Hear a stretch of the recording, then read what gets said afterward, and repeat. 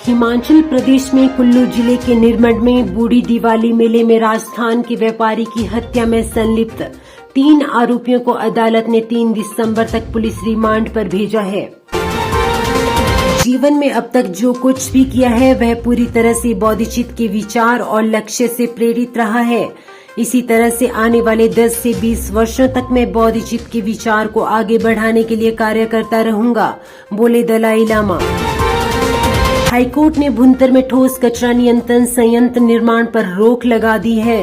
न्यायाधीश सबीना और न्यायाधीश सुशील कुकरेजा की खंडपीठ ने स्थानीय निवासी निमेराम और ग्रामीणों की ओर से दायर याचिका को स्वीकार करते हुए ठोस कचरा नियंत्रण संयंत्र निर्माण पर हाईकोर्ट ने रोक लगा दी।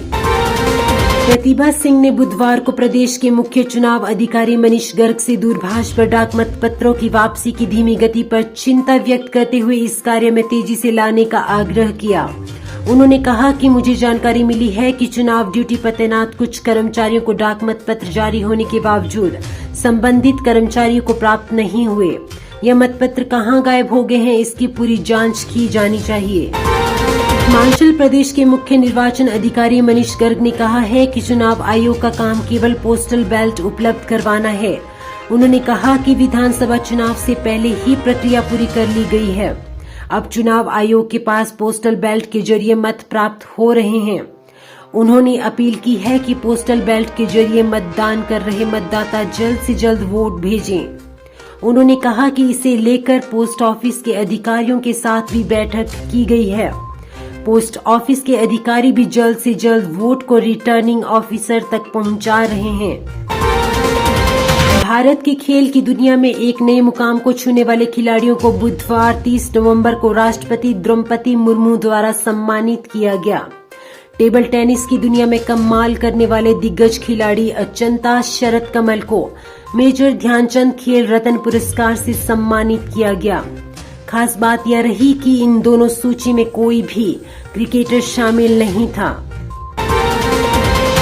सूचना प्रौद्योगिकी और संचार मंत्री अश्विनी वैष्णव ने कहा कि सरकार ने डिजिटल अर्थव्यवस्था के 3 क्षेत्रों इलेक्ट्रॉनिक्स, स्टार्टअप और आईईटी तथा आईईटी संबंध सेवाओं में अगले 2 साल में रोजगार का आंकड़ा 1 करोड़ के पार ले जाने का लक्ष्य रखा।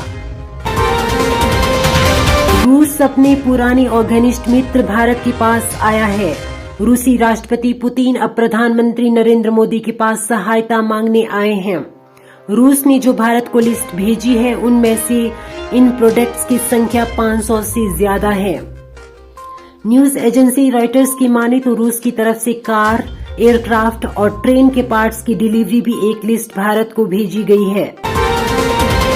बेंगलुरु में कई स्कूलों में अचानक छात्रों के बैग की तलाशी ली गई और इस दौरान चेकिंग में चौंकाने वाली चीजें मिली।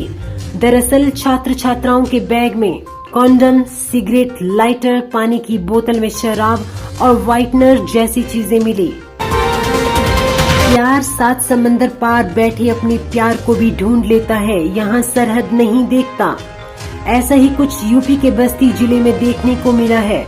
यहाँ जापान की रहने वाली एक युवती इंजीनियर अजीत से दिल लगा बैठी।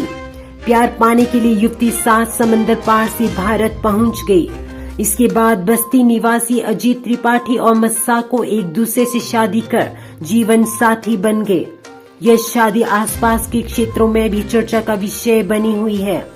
HimachalMedia.co is the fastest growing digital media TV of Himachal, Punjab and other states. Contact us for your live events on Himachal Media. HimachalMedia.co quality digital channel Himachal के हर एक कोने के साथ साथ पंजाब व अन्य राज्यों की दिन भर की तमाम बड़ी खबरों के लिए व लाइव अपडेट्स के लिए हमारे फेसबुक पेज को लाइक और फॉलो करें और यूट्यूब चैनल को सब्सक्राइब करें। देश दुनिया की बड़ी खबरों के लिए गूगल पर जाकर हिमाचल मीडिया सर्च करें।